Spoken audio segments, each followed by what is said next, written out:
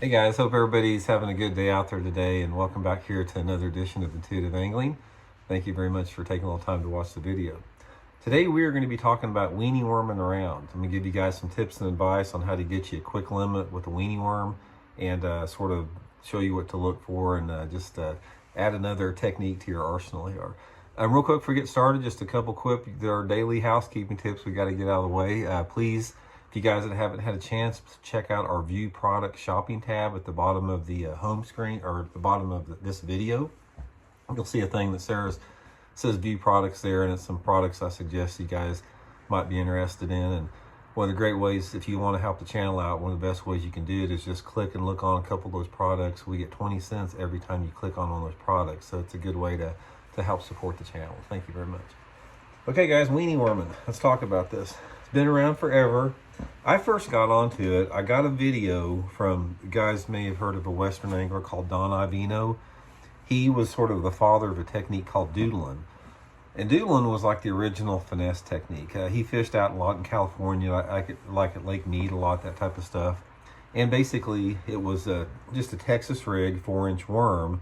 He put a bead on it, you know, between the worm and the sinker in between there. And he would just like fish it vertical. He was like the father of the drop shot. You know, he never fished a drop bite. But all the he was the predecessor of everything that came after that as far as finesse fishing, the doodling technique.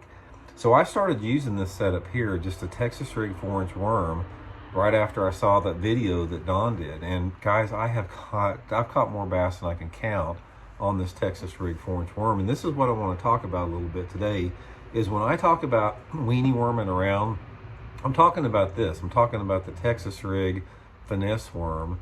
I'm not talking about the drop shot or the shaky head or the, you know, whatever, you know, Ned rig, all the other finesse techniques that came along after that.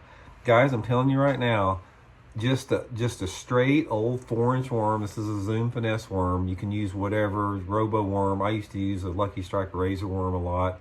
Just a straight 4-inch worm with a 3/16 ounce sinker. And I've got this #1 Gamakatsu G finesse worm hook on it, straight shanked.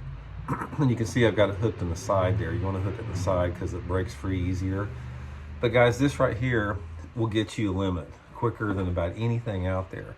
So what you want to look for is, a lot of people think that weenie worming is something for tough fishing or clear water fishing.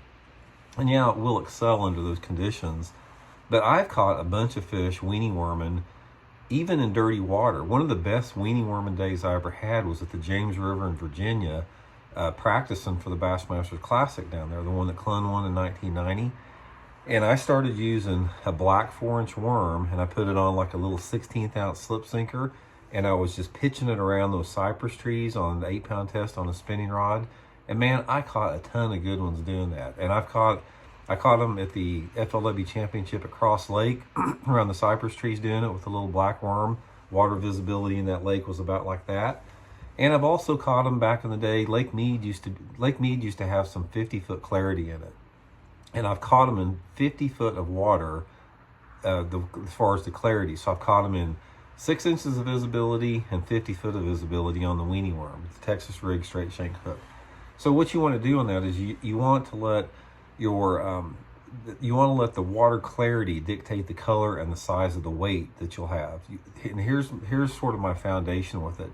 The dirtier the water, the lighter the weight I want to go. Because most of the time, if I'm weenie worming in dirty water, I'm fishing some type of shallow cover, like dock pilings, you know, shallow brush, shallow rocks, you know, wood, that type of stuff. And so I use a 1/16 of an ounce a lot of times in those situations, and a dark worm like a black or a June bug color. As the water gets cleaner and a little bit deeper, I'll upsize like to the 1/8 ounce or the 3/16. The 3/16 is my favorite by far. I've caught more on the 3/16, like I said earlier, than anything.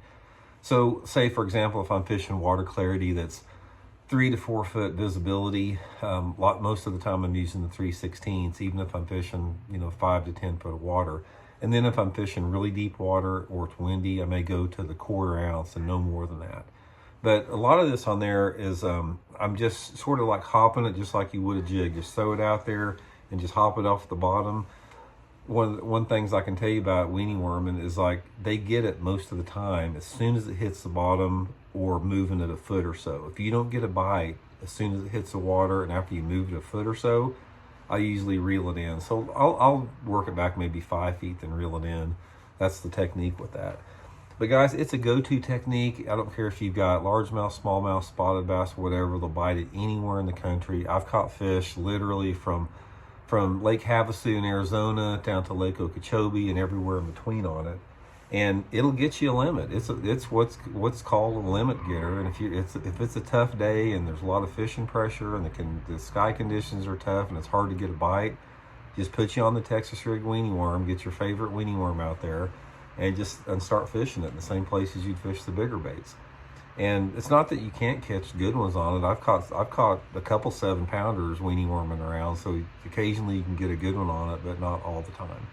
So anyway, just a quick tip, guys. Probably not new to a lot of you guys. Probably you guys do this, but if you're not familiar with it, a lot of people they've got so caught up in like the shaky heads and the drop shots and all that high-tech Ned rigs that they just forgot about the old Texas rig weenie worm. Still catches as many fish today as ever. So anyway, guys, thanks for tuning in. Much appreciated. We'll talk to you later.